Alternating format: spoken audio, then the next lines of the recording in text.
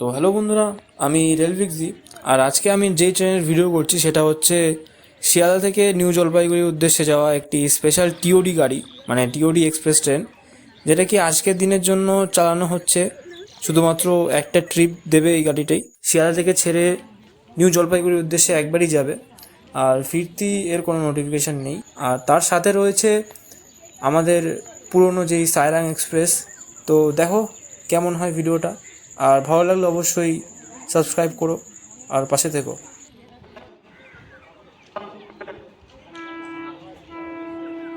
2 নম্বর প্ল্যাটফর্মে ধরুন বাস করছে, 2 নম্বর প্ল্যাটফর্মে ধরুন বাস করছে।